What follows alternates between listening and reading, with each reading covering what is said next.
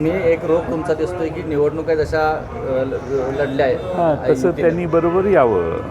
मागणी तशी केली का म्हणजे आम्ही काही नाही, आम्ही त्यांना सांगितले दोन्ही यांना की तुम्ही भाजपच्या विरोधी लढून निवडून आलेला आहात, त्यामुळे लगेच दुसऱ्या दिवशी भाजपला पाठिंबा देणं हे त्या पक्षाची देखील प्रतिमा खराब होऊ शकते.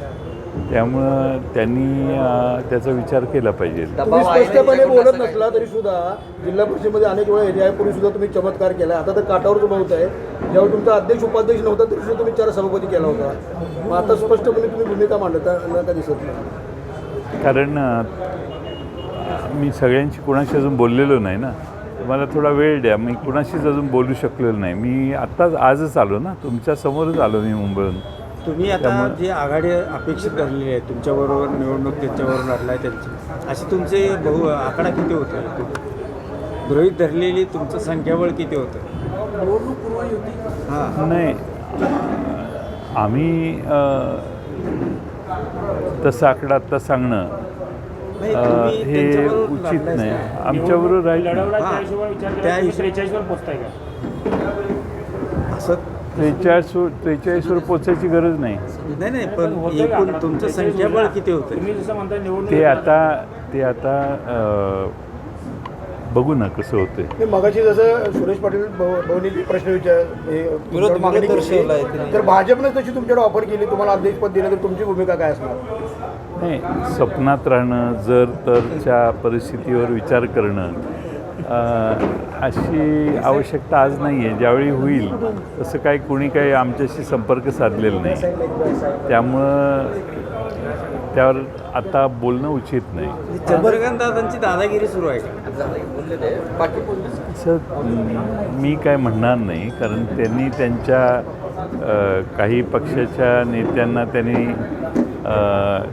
मी त्यावर भाष्य करणं आवश्यक नाही आहे. बरं दादा, आता रोहित पवारांच्या प्रेसबद्दल रोहित पवारांनी प्रेस घेतली, पुन्हा एकदा त्या VSR कंपनीवर आरोप केलेला आहे, ब्लॅक बॉक्सवर पण हे केलेलं आहे की मोबाईलसुद्धा राहू शकतो, तर ब्लॅक बॉक्स कसं काय जाऊ शकतो? ब्लॅक बॉक्स जाणं अशक्य आहे आणि त्यामध्ये घड्याळ, मोबाईल सगळ्या गोष्टी सापडल्या आणि त्यामुळं ब्लॅक बॉक्स जातो याच्यावर कोणीच विश्वास ठेवणार नाही. पण रोहित पवारांची पत्रकार परिषद मी पाहिलेली नाही, मी पाहीन.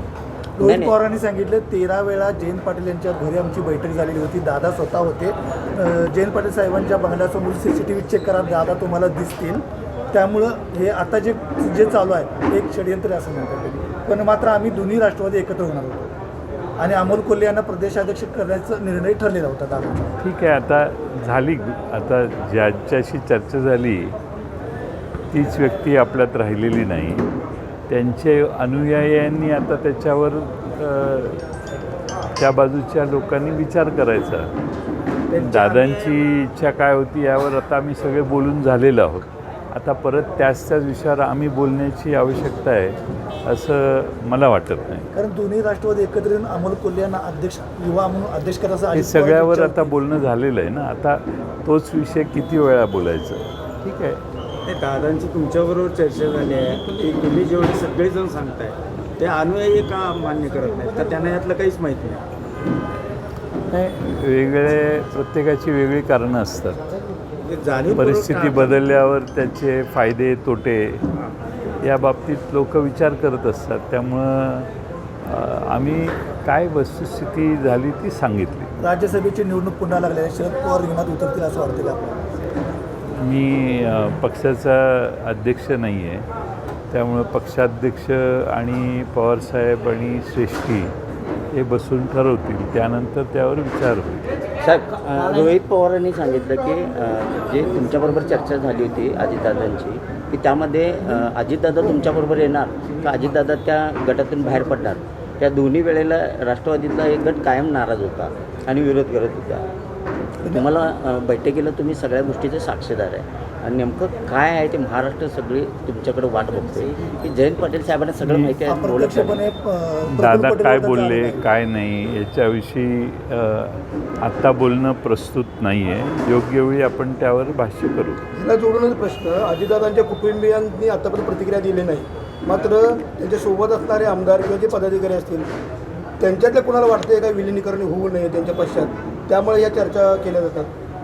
नाही, आता मी त्याच्यावर विचार करायचंही थांबवलेलं आहे, कारण जी वस्तुस्थिती होती सांगायचं त्यावेळी झालं.